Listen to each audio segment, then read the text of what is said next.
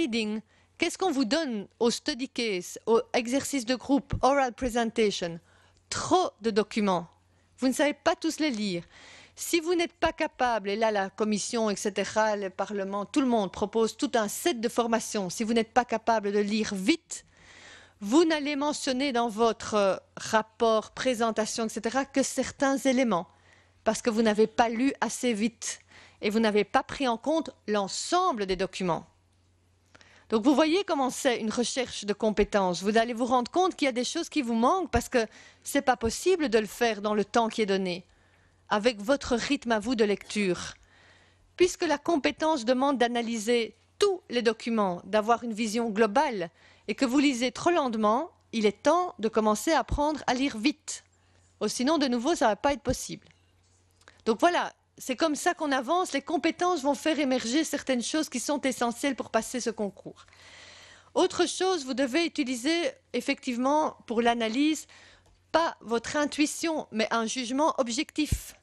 Il ne s'agit pas de dire que vous pensez que vous avez l'intuition que ça n'a aucun sens. Vous devez être objectif dans une analyse. Et enfin, on l'a dit, vous devez respecter les contraintes, non seulement qui ont été données par les instructions, mais aussi celles de l'autorité. Il n'est pas, dans le cadre effectivement d'une institution, il n'est pas envisageable que vous dépassiez l'autorité, outrepassiez l'autorité. Donc tout ça va être effectivement analysé et évalué dans le cadre de cette compétence. Tout ça et beaucoup d'autres choses aussi. Ici, on vous donne des pistes. C'est une introduction générale. C'est important que vous puissiez maintenant vous asseoir, faire des groupes de travail, etc. et vous poser les bonnes questions pour avoir une compétence qui soit complète et que vous sachiez exactement comment démontrer cette compétence. On passe à la compétence de communication. Qu'est-ce que c'est? On a déjà donné un élément, c'est pouvoir adapter son vocabulaire aux personnes à qui vous vous adressez. Quoi d'autre? Pardon, oui. Oui.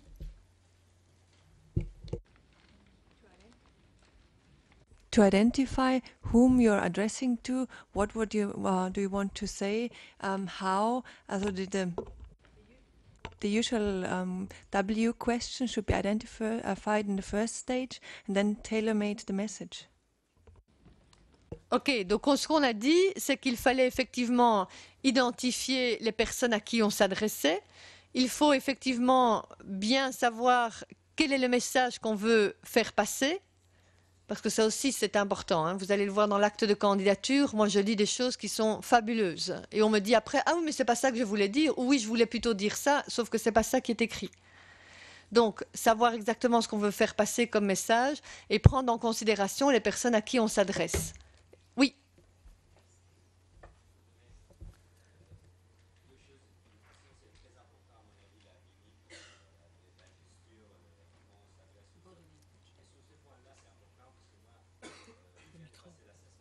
Oui, mais je le répète.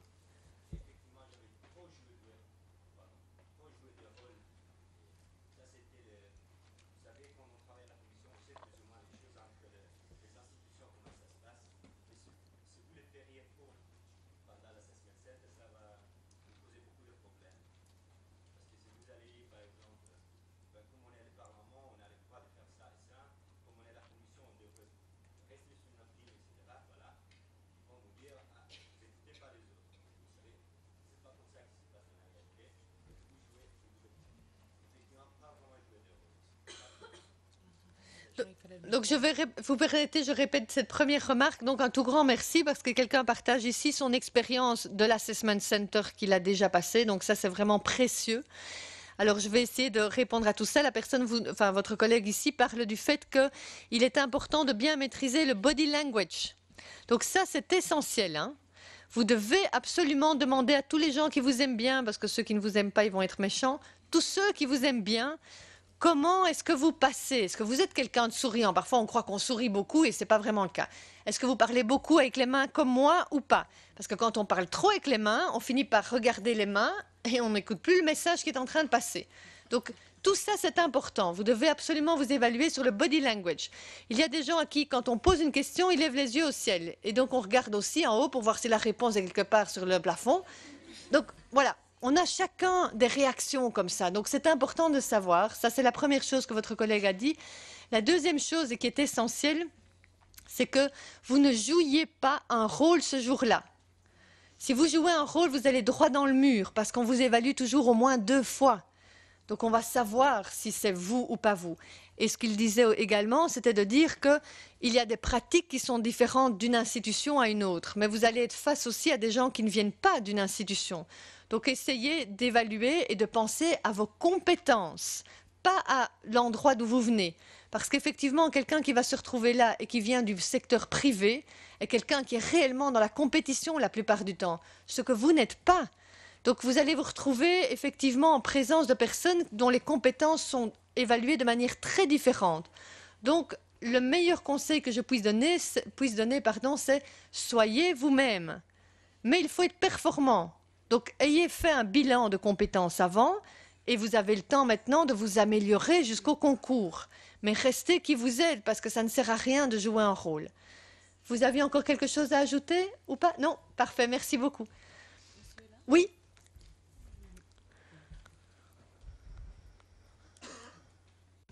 Thank you. I think an important thing is that your message is not misunderstood, that it's conveyed in as clear a way as possible. For that, it needs to be precise and simple. And to be able to tell someone else something that is difficult in a simple way, you have to understand it to 100% yourself. Alors ici, c'est essentiel ce que votre collègue va dire. Je vais chaque fois dire que c'est essentiel parce que vraiment ça l'est. Hein. Je n'exagère absolument pas. Donc ce que cette personne a dit est vraiment important. Vous devez non seulement d'abord bien comprendre le message que vous devez délivrer à l'autre.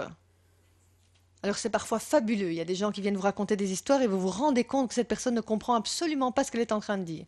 Donc c'est important de bien comprendre soi-même ce qu'on va dire, surtout ce qu'a souligné votre collègue, quand c'est difficile à dire. Il y a des choses qui ne sont pas simples à dire, soit au niveau du contenu parce que le contenu est effectivement complexe, ou bien parce qu'on doit faire une critique ou une remarque et ça doit rester constructif. Donc c'est essentiel effectivement d'être clair, précis et d'avoir bien compris.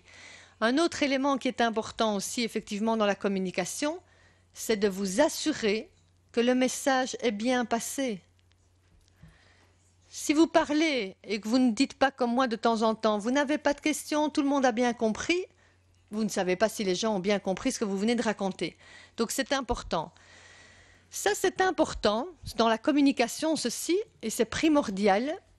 Quand vous, surtout dans des milieux multiculturels où on utilise chacun souvent une langue qui n'est pas notre langue maternelle, donc déjà on s'exprime avec un niveau de précision qui n'est pas toujours excellent, c'est important par exemple en exercice de groupe.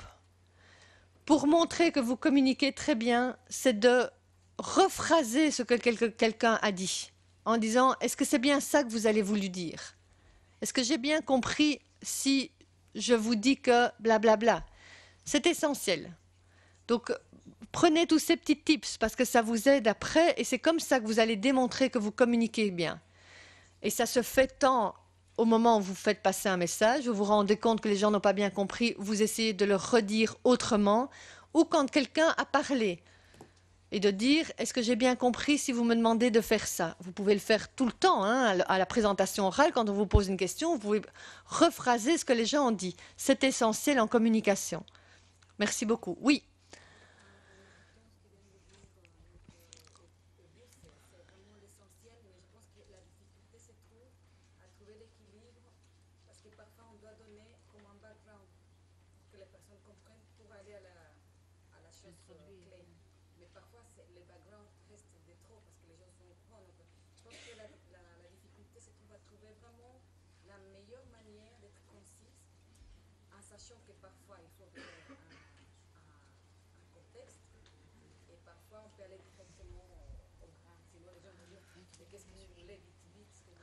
Donc voilà, ici votre collègue nous fait part du fait qu'il faut trouver un bon équilibre entre le message qui doit passer et effectivement les explications qui sont nécessaires autour pour que la compréhension passe bien. Il y a des gens effectivement qui expliquent énormément de choses et quand elles ont terminé, on se demande en fait quelle était la question parce qu'on a complètement perdu. Et c'est souvent, hein. donc en entretien structuré ou dans l'acte de candidature.